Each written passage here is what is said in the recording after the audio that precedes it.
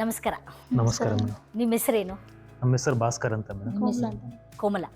Okay. So ಕೋಮಲ ಭಾಸ್ಕರ್ ಅವರೇ, ಈಗ pregnancy ಆಗಿದೆ, ಪಾಸಿಟಿವ್ ಆಗಿದೆ. ಎಷ್ಟು ತಿಂಗಳ ಪ್ರೆಗ್ನೆನ್ಸಿ ನಡೀತಾ ಇದೆ? 3 months ಮೇಡಮ್. 3 months ನಡೀತಾ ಇದೆ. ಕಂಗ್ರ್ಯಾಚುಲೇಷನ್ಸ್.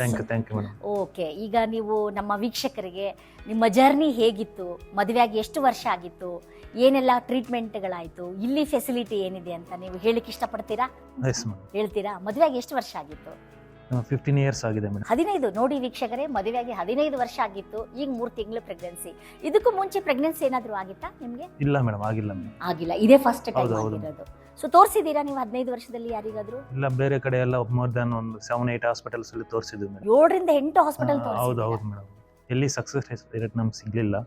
ಇಲ್ಲಿ ಫಸ್ಟ್ ಅಟೆಂಪ್ಟ್ ಅಲ್ಲೇ ನಮಗೆ ಸಕ್ಸಸ್ ಆಗಿತ್ತು. ತುಂಬಾ ಧನ್ಯವಾದಗಳು ಮೇಡಮ್. ಹೇಗೆ, ಏನು ಟ್ರೀಟ್ಮೆಂಟ್ ಆಯ್ತು ಇಲ್ಲಿ ನಿಮಗೆ Varadan fertility? IVF madam. IVF treatment ಆಯಿತು. ಸೊ ಹೇಗಿತ್ತು ನಿಮಗೆ IVF treatment?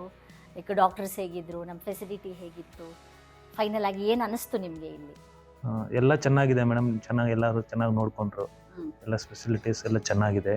Vijay Kumar sir ಮತ್ತೆ ಸ್ಟಾಫ್, ಬೇರೆ ಡಾಕ್ಟರ್ಸು ಎಲ್ಲ ತುಂಬಾ ಕೇರ್ ಮಾಡಿದ್ರು ಮೇಡಮ್. ಎಲ್ಲರಿಗೂ ತುಂಬಾ ಥ್ಯಾಂಕ್ಸ್ ಮೇಡಮ್. ಏನು ಪ್ರಾಬ್ಲಮ್ ಬಂದ್ರು ಎನಿ ಟೈಮ್ ಕಾಲ್ ಮಾಡಿದ್ರು ಸಜೆಷನ್ ಕೊಟ್ಟರು. ಯಾವತ್ತು ಯಾರು ಬೇಜಾರು ಮಾಡ್ಕೊಳ್ಳಲ್ಲ.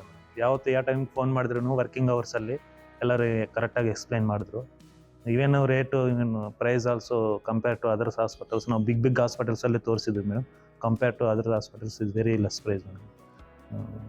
ತುಂಬಾ ಹ್ಯಾಪಿ ಆಗಿದ್ವಿ ಮೇಡಮ್. ಡಾಕ್ಟರ್ಸು ಅಷ್ಟೇ, ಯಾವ ಟೈಮಲ್ಲಿ ಕಾಲ್ ಮಾಡಿದ್ರು ನಮ್ಗೆ ಏನು ಪ್ರಾಬ್ಲಮ್ ಇದ್ರೂ ಸಜೆಷನ್ ಮಾಡ್ತಾ ಇದ್ರು. ಈ ಥರ ಟ್ಯಾಬ್ಲೆಟ್ಸ್ ಯೂಸ್ ಮಾಡಿ, ಈ ಥರ ಅವಾಯ್ಡ್ ಮಾಡಿ ಎಲ್ಲದಕ್ಕೂ ಹೇಳೋರು.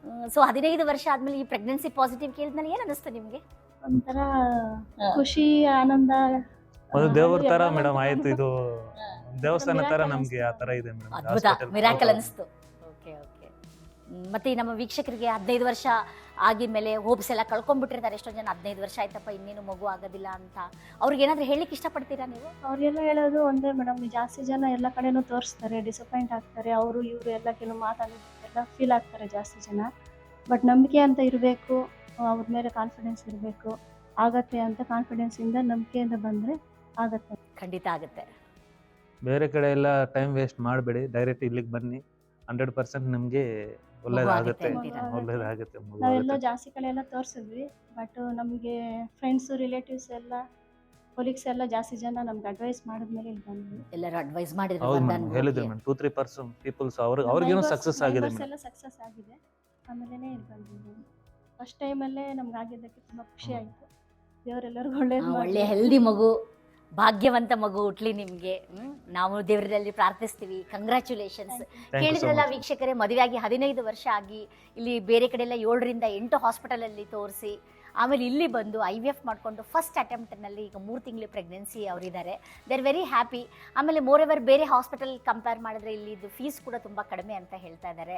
ಜೊತೆಗೆ ಯಾವುದೇ ಟೈಮಲ್ಲಿ ನಾವು ಕಾಲ್ ಮಾಡಿದರೆ ಆ ಸಮಸ್ಯೆಗಳಿಗೆ ನಮ್ಮ ರಿಸೆಪ್ಷನಿಂದ ಆಗಿರ್ಬೋದು, ಡಾಕ್ಟರ್ಸಿಂದ ಆಗಲಿ, ಅವರಿಗೆ ಪ್ರಾಬ್ಲಮ್ಗೆ ಸೊಲ್ಯೂಷನ್ ಸಿಕ್ಕಿದೆ ಅಂತ ಹೇಳ್ತಾರೆ.